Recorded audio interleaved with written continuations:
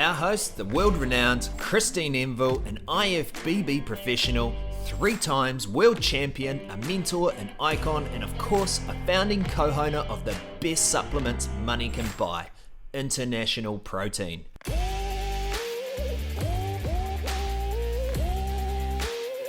In this episode, you'll learn if creatine actually works and how it works. We ask when to take it and if you can take too much. We also compare research from 10 years ago versus today's research on micellar caseins, as well as hydrolysed and isolate proteins.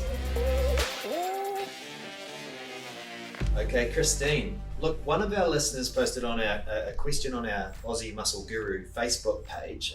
His name was Wim Barzil from Belgium, and he asked the question, does creatine work? And what is creatine and how does it work? Okay, well, the very, very simple answer, and you know that there's not going to be a simple answer to this, is that yes, it does work.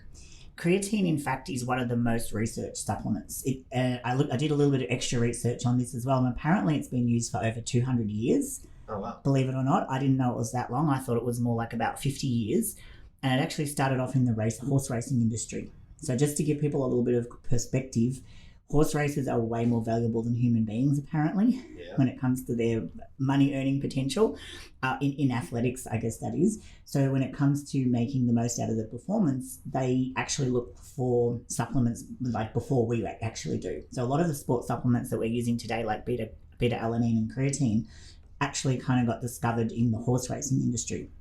So creatine has been used for a very, very long time, and there's over 500 studies have been done over like the last 20 or 30 years. So that is a phenomenal amount of research that's gone into creatine. Now, 70% of those studies have given it like a positive result in terms of, yes, it does enhance performance. So whether that's what sort of spread onto them saying, 30% of people are non-responders. So you might have heard that some people just don't respond to creatine. So I don't know if that's an actual research number or if it's just because in 30% of the studies they didn't. And that was kind of how they laid it out there. So creatine, how does it work and what does it actually do, I guess, given that it is one of the most researched supplements around. So it's involved in the energy production. So taking a step backwards, weight training is an anaerobic activity. So what that means is it doesn't use oxygen. It's basically utilizing your ATP and your glycolytic phosphorylation system. So it's essentially taking the energy that's stored in your muscle. It's not using your fat stores. So it has to be using either glycogen directly or the ATP stored in your muscle. So what creatine does is it converts the broken down ATP back into fresh ATP so you can keep on working. And that's what's used in that first 10-second explosive part. And that's really what a lot of weight training is. So that's the role that creatine has, is it's stored in the muscle as creatine phosphate, and it's there so that when you break down the ATP, when you fire off those first reps, and then when you have your rest, it's rebuilding that ATP to give you the ability to go again and go again. So the more creatine that you have, the longer that you can do that for. So what you might see is, people get failure after doing, 12 sets on a body part, but now with the creatine, you can get 15 sets. It also is related to strength. So people actually get an increase in strength from doing that, from having that extra ability to keep on replenishing that ATP and increasing their anaerobic power, basically. So that's how it works. Obviously, building up your stores of it has a massive impact on being able to keep going for longer. And it also is, when people are playing football or basketball or those kind of activities where they have kind of like an aerobic phase and then they have like a sprint phase and they have to go from 0 to 100 and keep being able to pull out that repeated performance of high intensity work. That's where also the creatine has a very important role. So it's not just purely in weight training activities, it's in your aerobic, anaerobic type activities where you have to keep on being able to come up and have a real blast of explosive energy. So that's pretty much how it works. It is present in food, so it's present in the meat. Meat has a certain content, particularly red meat, a little bit less in chicken and stuff, but you'd have to eat like a kilo of meat to get about 5 grams or not quite 5 grams of creatine. So obviously supplementation is really important because you get that amount that you need relatively quickly. It does store in the muscle, but what I got here is I went to the International Society of Sports Nutrition because, obviously I kind of have the opinion that anything to do with like whether it be the Institute of Sport or anything like that, they have a very anti-supplement kind of philosophy. They believe that, food is it. So to have something from the International Society of Sports Nutrition that actually endorses creatine as an effective supplement, and there was 9 points that they put down. And just to kind of capture a couple of them, they say creatine monohydrate is the most effective ergogenic nutritional supplement currently available to athletes in terms of increasing high-intensity energy capacity and lean body mass during training. Mm-hmm. So to me, that kind of says it's quite the endorsement. It's not only safe, but possibly beneficial in regards to preventing injury and or management of select medical conditions when taken within recommended guidelines. There's no scientific evidence that short or long-term use of creatine monohydrate has any detrimental effects on otherwise healthy individuals. Now, I'm going to stop there for a minute because it talks about creatine monohydrate. Most people are probably aware that now there's a lot of different forms of creatine on the market. There's like creatine HCl, creatine AKG. Basically, that's the creatine molecule, but it's bound with another chemical molecule in the attempt to get a better uptake of the creatine. So one thing that we do know about creatine is that it breaks down very, very rapidly into a couple of byproducts, which are actually quite toxic to the body, creatinine being one of those. So I'm going to, I guess, talk about International Protein here because we have a creatine product called Crealkaline, which is actually still a creatine monohydrate. So it is actually the monohydrate form, which all the research has been done on. But it has been treated in a way to change the pH of the molecule so that when you take it in, by the time it processes through your body, it doesn't get down below the pH 7, which is where the creatine starts to break down. So what that means is that what goes in, so you take 3 grams, you get closer to that 3 grams going all the way through to get absorbed into your system. If you just take regular, run-of-the-mill creatine monohydrate, that 3 grams, they believe that about 1 gram is actually what still remains as creatine and doesn't get broken down into those toxic byproducts. So when I say toxic byproducts, a lot of people associate creatine with like diarrhea and stomach cramps and things like that because it's basically pulling all the water in to try to dilute it. So yeah, so just hold on. This is a story. The listeners are going to love this. I was 15. I was taking creatine because it was I'd seen something that advertised it or whatever, and I remember like it just made me fart. It made me fart really badly to the point where I remember I was sitting in science class and I actually got ordered out of the class. Like literally, I was farting up the front of the class. It was the accounting class. And they thought it was the science lab downstairs. So it definitely has an effect on the body. It's not ideal. Probably too young to be taking it in the first place, but not for everybody in that situation. But I think if you had our Crealkaline, you may not have had that problem. Yeah, right. Because a lot of people do associate creatine with puffiness and bloating. Because obviously it does pull water into the body, and there was a lot of the time people thought, the weight gain's only due to the actual water gain, but that's actually not the case. There is actually actual muscle synthesis happening. It is a much longer term thing. So over a 6-month period of use, you do actually gain more lean muscle. So on that water thing, does it, like, I don't know that much about it, but does it sort of help you store more? Yes, in the muscle. In the muscle. Yeah, because that's where the creatine's stored. Yeah. Like it's actually as that creatine phosphate inside the actual muscle. It's basically, I think more than 90% of it is stored in that place in your body. There's obviously some floating around in your bloodstream and probably a little bit in your liver, but majority of it is actually in the muscle, and hence why it draws the water into the muscle. But it also does leave it subcutaneous as well. So it's like outside of the muscle but under the skin, and that's where that kind of puffiness comes from. And I think that that's what they say with the Crealkaline is that it doesn't give you that side effect. So I think a lot of it is not actually the creatine, it's the breakdown products of creatine that are causing that water retention external to the muscle. Right. So that just, get a better quality creatine is basically what that's kind of saying if you're suffering from that puffiness. And you talked about it being sort of almost injury preventing, right? So is that related to the water absorption as well? Just They don't. I hadn't read a lot on that because I know that there was a period of time when creatine was associated with injury, as in people were tearing muscles and things, and they were blaming the creatine for that.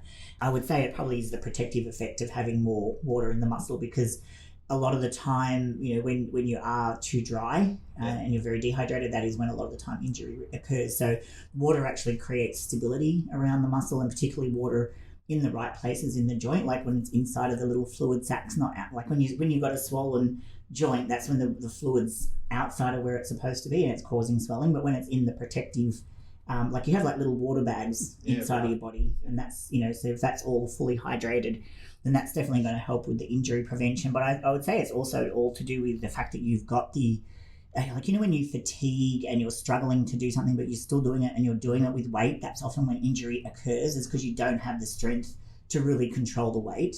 So I think having that strength and that ability to actually execute the rep properly would also have a lot to do with why the injury prevention is there, because you actually have the strength to control it. Because as I said, a lot of the time injury happens when you're working outside of your natural, your natural strength range. You're pushing, you try to, get the gains, and that's how you do that. And if you are fatigued and you kind of accidentally go slightly out of alignment with the rep, then that's when the injury tends to happen.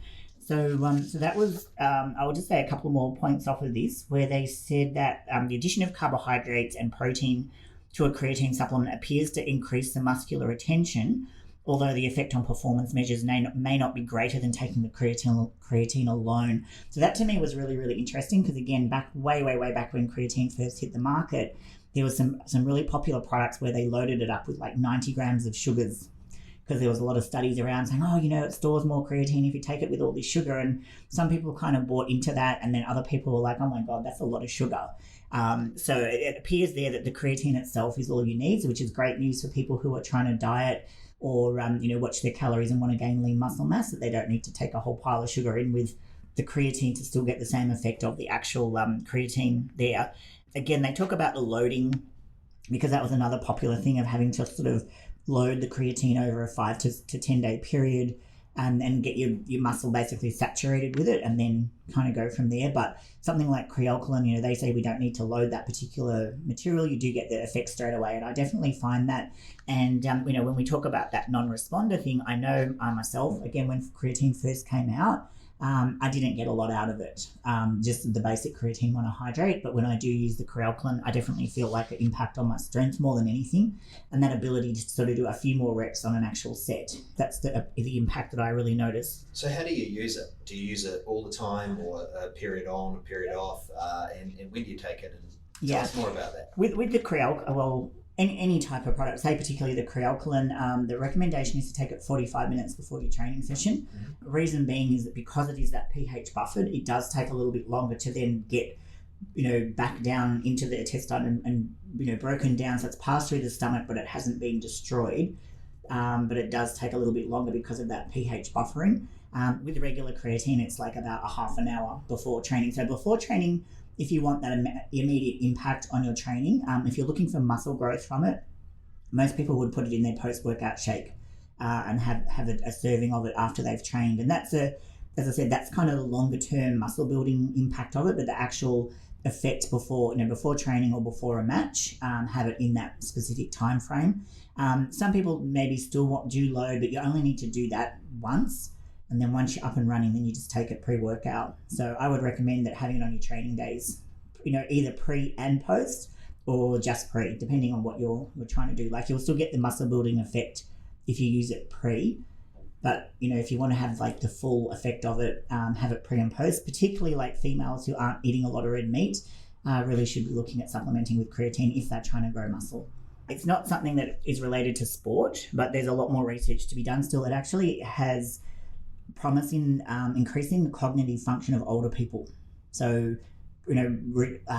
improving Alzheimer's, and just basically improving, that, I guess, hand-eye coordination and that kind of thing in people as they age. So definitely a supplement to keep on taking for the over 40 crowd, going into the over 60s and over 70s, or even looking at getting your parents on it, not from the point of view of them going out and doing a massive workout, but just in terms of maintaining their brain function, also the ability to recall things, fill out forms, how people kind of get a little bit confused as they get older.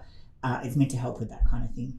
Interesting. So yeah, not sport related, but definitely has other health implications and benefits. There's still more research to be done. Interesting.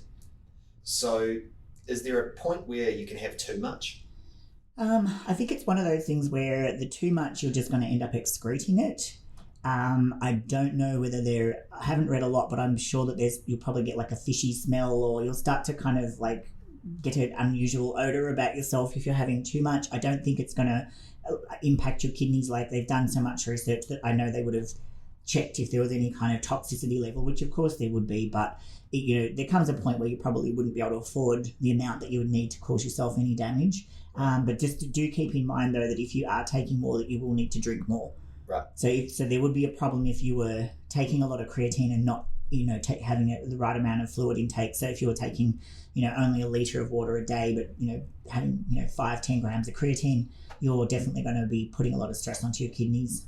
And you mentioned in another podcast, how much water do you have a day? I actually don't count, but I would be aiming for probably about 4 to 5 litres. Right. I've had times in competitions where I've gotten, as I said, to a point of like too low a sodium, and the water would literally go in and come straight through, but you'd be thirsty, and I'd be up around 11 or 12 litres. So if anyone's up around that level, that's not good. It's too much. Yeah. I think that 4 to 5 litre mark is really good too. If you're training, if you live in Queensland, is definitely way too low. Obviously, the colder it is, the less that you sweat, so the less that you tend to need to drink. But I would say that 2 would be like an absolute bare minimum. For someone who's training, I would say probably 3 litres is more like your bottom mark, and 6 litres being your top mark. It really, depending on how much you take in when you train, because some people can drink a lot when they train. I can't. Maybe if I go through a litre while I'm training, I'm doing well, but I know some guys can go through 4 litres just in a training session. So, and again, that is related to your body mass. So, there might be some bigger guys who do need to drink up around that 8 litre mark, but just the average person, it's probably about 4 to 5. Interesting stuff. This was a really, really interesting podcast. Look, let's move on to another question. We've had Piero Gorna, aka Pete, so we call him Pete. Yeah. He's on our Aussie Muscle Guru Facebook page as well, and he is saying, what's the current research on the different types of proteins? So 10 years ago, when he was competing, Micellar Casein was the best before bed protein. So what is it now? How about the hydrolysed versus the isolate? Cool. Okay, so fortunately with the research from 10 years ago, they got it right. So it's not like anything's really changed in terms of, all of a sudden now, it's quicker acting, or, it's quicker to break down than what we thought. So micellar casein and calcium caseinate are both what we call slow release proteins, so hence why the before bed. I personally don't believe that you should be taking just that type of protein before bed, because what do you do for the 8 hours until it really hits your system? To me, something like our Synergy, which has a mixture of fast, medium, slow release, is much better, because you're starting to get it from pretty much when you go to sleep all throughout the night, and then also in the morning when you wake up. Whereas if something's very, very slow, you're taking it before you go to bed, but you're sleeping all night with it not really getting into your system. So that's just my thoughts on protein timing and that type of thing. But we now obviously have more focus on hydrolyzed protein. So now with hydrolyzed, again, that's just basically an enzyme goes into the mixture of all the protein, and it basically cleaves the natural bonds which that enzyme is designed to cleave. So it doesn't cleave every single bond, it cleaves specific ones. So they obviously select the enzyme for the protein type to do what they need it to do. But you can do that to any protein type. So you can do that to a casein, and you can make it very, very quickly absorbed. So casein point, obviously, International Proteins Amino Recovery has a hydrolyzed casein as its main ingredient. So about 6 grams of the protein in that is all coming from hydrolyzed casein. So it's taken the amino acid profile that exists in casein, which is actually really great for recovery, which is why it was always such a shame that it was in a slow release protein, because it has a really great arginine content, has a really great glutamine content, but they weren't accessible by the body rapidly when they were needed straight after training. And that's why the hydrolyzed casein is such a wonderful product for recovery, is because it's got a great amino acid profile for that, but now it gets in really, really quickly. Like, it gets in virtually instantly, because the degree of hydrolysis, so like how much of that casein's been hydrolyzed, is also very, very high. It's over about 60%. Now, people will hear something's 100% hydrolyzed and think, oh my God, that means like the whole thing's hydrolyzed. What that actually means is that, how I talked about the enzyme is designed to cleave specific bonds. Mm-hmm. It means that enzyme has cleaved all of the bonds that it could cleave, but it doesn't mean to say that that's 100% of the protein. So you can still have a 5% hydrolyzed product, but that 5% it is 100% of what that enzyme was designed to hydrolyze. Right, so this is marketing again. It's marketing again, 100%, because if anyone has ever tried 100%, something which is very, very high degree of hydrolysis is so bitter. Like, it's so bitter, it's unpalatable, and people generally can't take those kind of products. So what obviously they, it's a compromise between functionality and acceptability, palatability. So something like the hydrolysed casein, which is a very, very high degree of hydrolysis. So, about 60% of that protein, like literally physically 60% of it has been broken up into di and tripeptides. So it's very, very rapidly absorbed, probably more than any other hydrolyzed protein on the market that I've come across. Most of them sit around that sort of 5, maybe up to about 25% in actual physical by weight, how much has been hydrolyzed, even if it says 100% on the thing. So we now have a situation where you can have hydrolyzed whey protein isolate and a hydrolyzed casein. So both are now very, very rapidly absorbed, because that's basically anything that's hydrolyzed is rapidly absorbed. And I'm not sure if we mentioned it before, but also now there's hydrolyzed plant proteins, which is awesome, because plant proteins are what we call a medium digestion protein. So where the casein is very, very slow, it's funnily with whey, because of the structure, and casein are very, very different. The whey naturally being very quickly absorbed and the casein very, very slow. It seems like most of the plant proteins are medium. So whether it's pea, whether it's soy, whether it's rice, whether it's coming from what's some of the new ones that are coming out, some of the bean type products that are coming out, hemp, all that, all very much like a 4-hour digestion time. So to be able to hydrolyze those and give you the great benefits of a plant protein, but in a hydrolyzed form, is pretty exciting. So that's in the Plant Power, International Protein Plant Power, that should be out by end of July, if not before. And you actually recommended that as a really good bedtime protein, correct? Evening protein. Yeah, well, something which has got a blend of fast, medium, and slow. So something like that would be fine. Also, our synergy would be fine, because we've built that in terms of putting hydrolyzed whey isolate, whey concentrate, egg albumin, which also falls into the medium. So egg and plant proteins are roughly about the same in terms of digestion. People think egg white is really, really quick to digest because of how it kind of doesn't really make you, like, it makes you hungry really quickly if you're just eating egg white for some reason. I think because it has nothing else with it. There's no carbs really to speak of. There's no fats or anything like that. And it just seems to vanish from your stomach, but it actually is still quite slow to break down through the digestive system, which is quite interesting. So, we built a product that naturally had that stream of all the different breakdown speeds of protein. So not only did you have the different amino acid profiles from each product, so some have got, as I said, higher arginine, glutamine, and other ones are higher branch chain. So you've got a whole range of different amino acid profiles coming in to complement each other. And then you also have a whole range of different speeds of digestion. So you'll constantly have that influx of amino acids coming into the bloodstream to keep you in a positive nitrogen balance, which is very important for muscle growth. In summing it up, we have the quick acting to hydrolyzed proteins, are pretty much digested straight away. Like they're pre-digested, basically. That's what hydrolyzed means. So they absorb literally within that, 1 to 5 minute through to the 15-minute mark. They're pretty much where they're supposed to be, up and into your bloodstream. Then you have your isolate, which is about that 15 minutes to half an hour. And then you have your whey protein concentrates, which are about half an hour to 2 hours. And then you have all your plant proteins in your egg albumin, which is about up to your 4 hours. And then you have your caseins, and whether it be calcium caseinate or micellar casein. So while micellar is still in a native form and calcium caseinate has been chemically modified and bonded with a calcium, it also can be bonded with sodium or potassium. But the sodium version is commonly used in beverage whitener. So when people see a non-dairy creamer, it's actually on sodium caseinate normally. So it is on dairy, but it's not coming from dairy fat, if that makes sense.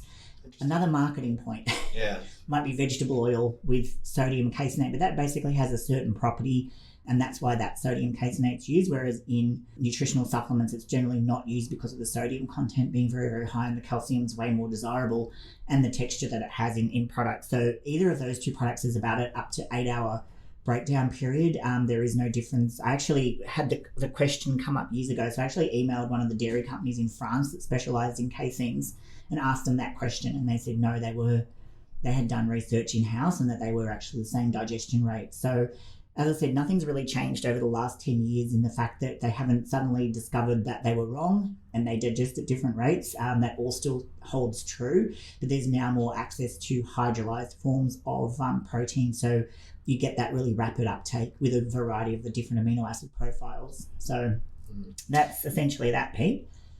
Okay, well, I just want to say thank you to our listeners, Wim and Pete, for asking those questions on our Aussie Muscle Guru Facebook page. So if anybody else wants to get involved, feel free, jump on, join the group and fire away your questions. We do give random giveaways to people that are asking these questions as well. So Christine, thank you very much. Thanks, Ash.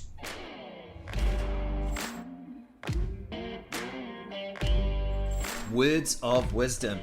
If you like what you've heard, recognize that these tips, they're free. So show your support by becoming a loyal international protein customer by jumping online, hunt our product down and hit that buy now button. So once again, like, share and subscribe to our podcast so we can continue to bring you these episodes from our one and only Aussie Muscle Guru, 3 times world champion, Christine Enville.